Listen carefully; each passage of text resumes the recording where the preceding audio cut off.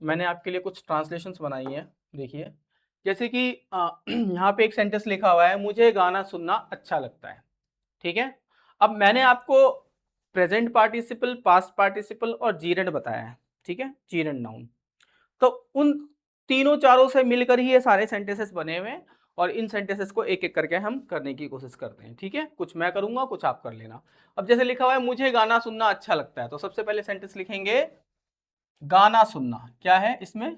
गाना सुनना, ठीक है जी। गाना सुनना क्या हो गया आपका? ये आपका जीरंड हो गया, ठीक है, जीरंड नाउन। तो इसको सेंटेंस को कैसे लिखेंगे? आई लाइक सुनना, I like listening, I like listening क्या? Song, I like listening song, ठीक है। यानी कि मुझे गाना सुनना अच्छा लगता है। आप इसको ऐसे लिख सकते हो, I like to listen song, वो भी ठीक है, उसको भी कंसिडर किया जा सकता है। हम इसको ऐसे भी लिख सकते हैं वैसे, I like to listen song, चलेगा, ठीक है, I like to listen song. अच्छा, उन्हें टीवी देखना पसंद है, दे प्रीफर, या फिर लाइक लिख सकते हैं, प्रीफर भी होता है, प्रीफर मतलब भी लाइक करना, वो मतलब पसंद करना होता है। They like to watch movie, to watch, to watch TV. यहाँ पे सी भी कर सकते हो, लुक भी कर सकते हो। वॉच मतलब एक्चुअली टीवी देखना होता है, अगर फिल्म चल रही होगी उस पर, तो वैसे बंद टीवी कौन देखेगा, मतलब फिल्म चल रही होगी तभी देख रहे होंगे। I like to watch TV, ठीक है। हाँ, इसको आप ऐसे भी कर सकते हो, they like to watch TV, इसको आप ऐसे भी कर सकते हो, दे लाइक वॉचिंग टीवी, ठीक है, ये ऐसे भी हो सकता है, दे लाइक वॉचिंग टीवी, ठीक है। अब इसमें देखते हैं, इसमें भी देखिए दो काम हो रहा है। क्या काम हो रहा है? एक तो सफाई करना, और दूसरा घर की सफाई करना अच्छी बात है। अच्छा, इसमें दो काम नहीं हो रहा है, एक ही काम हो रहा है। इस सेंटेंस को इंग्लिश में कैसे लिखेंगे? देखिए, घर की सफाई करना, ठीक है। तो सिंपल सी चीज है, टू क्लीन द हाउस आप ऐसे लिख सकते हो, ठीक है, ठीक है, या फिर क्लीनिंग द हाउस आप ऐसे भी लिख सकते हो। चलो मैं क्लीनिंग द हाउस करके लिख देता हूँ।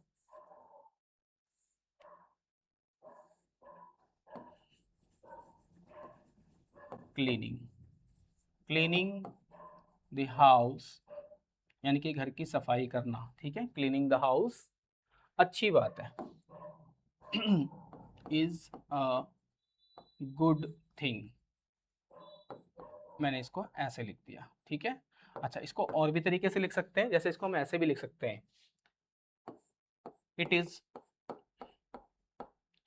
Good thing to clean the house, clean the house, ठीक है। It is good thing to clean the house का मतलब ये हुआ कि घर की सफाई करना अच्छी बात है। चलिए, अब अगला करते हैं, उसे मुझसे बात करना अच्छा लगता था, ठीक है। ही, अब लगता था को हम वुड करके भी लिख सकते हैं कि he would like to, he would like to talk to me, ठीक है। आप इसको ऐसे लिख सकते हो, टॉक टू मी, और आप इसको ऐसे भी लिख सकते हो, he would like talking to me, ठीक है। अच्छा, उसने मुझे एक टूटी हुई कुर्सी दी। अब इसमें क्या है? एक टूटी हुई कुर्सी, इसका सेंटेंस मैंने आपको पहले बनाया था, तो सेम वैसे ही हो जाएगा, he gave me a broken chair, broken chair. तो ये बहुत ही सिंपल सेंटेंस है। उसने भुना हुआ चना खाया, ही ईट की सेकंड फॉर्म एट होती है ना, मैंने लिख दिया ही एट। भुना हुआ चना को इंग्लिश में बोलते हैं रोस्टेड, रोस्टेड थर्ड फॉर्म है रोस्ट, रोस्टेड, रोस्टेड, ठीक है, थर्ड फॉर्म आ गई यहाँ पे, थर्ड फॉर्म यानी कि पास्ट पार्टिसिपल, ठीक है। ही एट रोस्टेड, भुना हुआ चना, चिकपी, चिकपी बोलते हैं, ठीक है जी। चिकपी मतलब चना होता है। हमने एक बिकी हुई कार खरीदी थी, वी बॉट, या परचेज, परचेज कर देते हैं ज़्यादा बेटर है, कार है भाई, वी परचेज्ड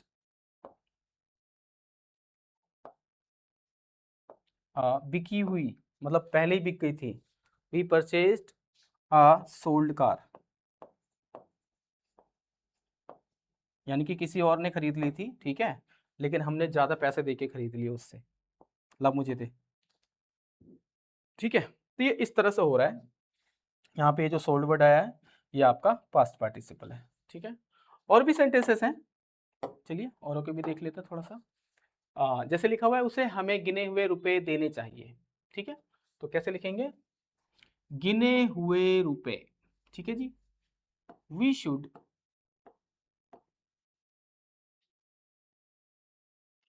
नहीं ही शुड, क्योंकि ही शुड होगा,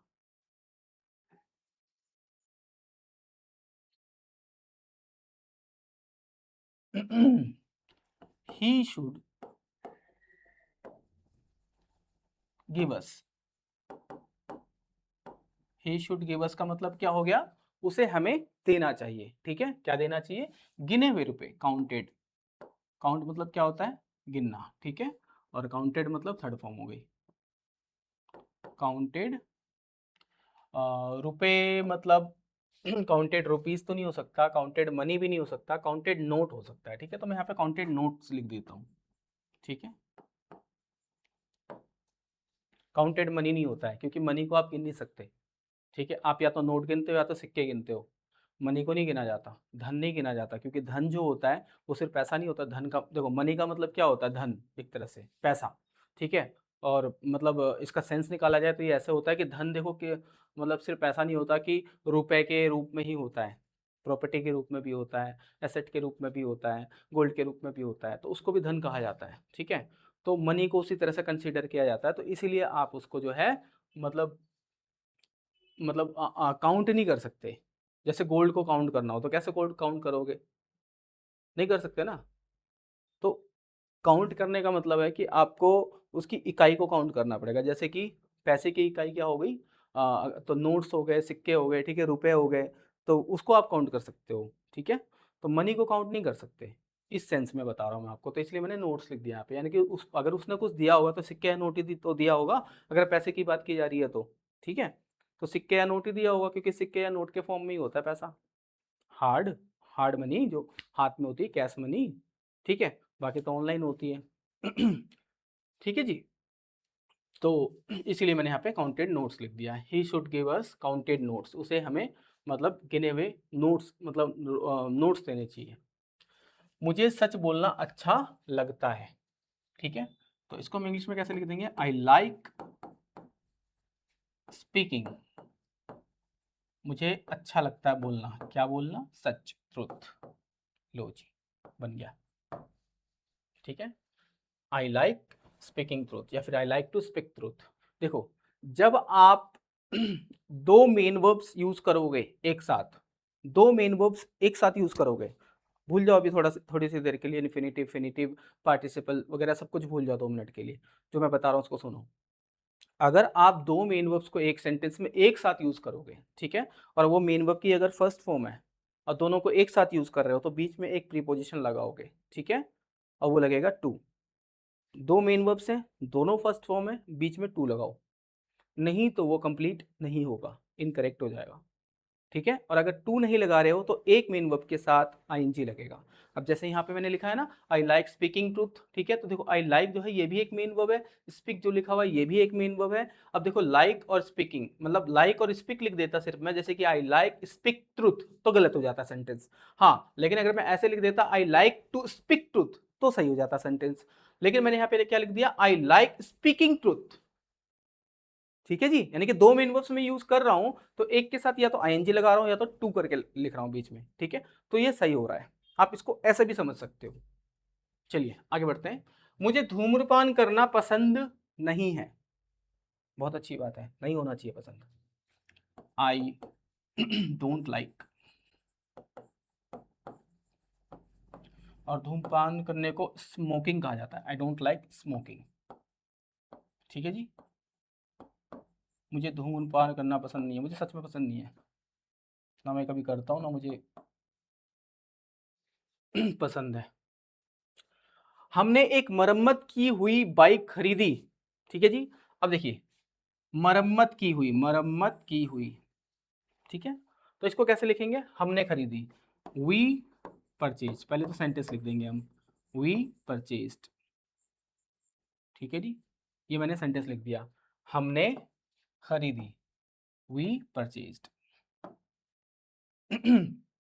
अब लिखेंगे एक मरम्मत की हुई बाइक, ठीक है, तो मरम्मत की हुई बाइक को इंग्लिश में कैसे लिखते हैं, तो ऐसे लिखते हैं, देखिए अ रिपेयर्ड, रिपेयर की थर्ड फॉर्म, ठीक है जी, और रिपेयर्ड बाइक, लो जी, ये हो गया सेंटेंस कंप्लीट। आई परचेज्ड अ रिपेयर्ड बाइक, यहाँ पे जो रिपेयर्ड वर्ड आ रहा है ये आपका एडजेक्टिव का काम कर रहा है क्योंकि बाइक एक नाउन है, ठीक है।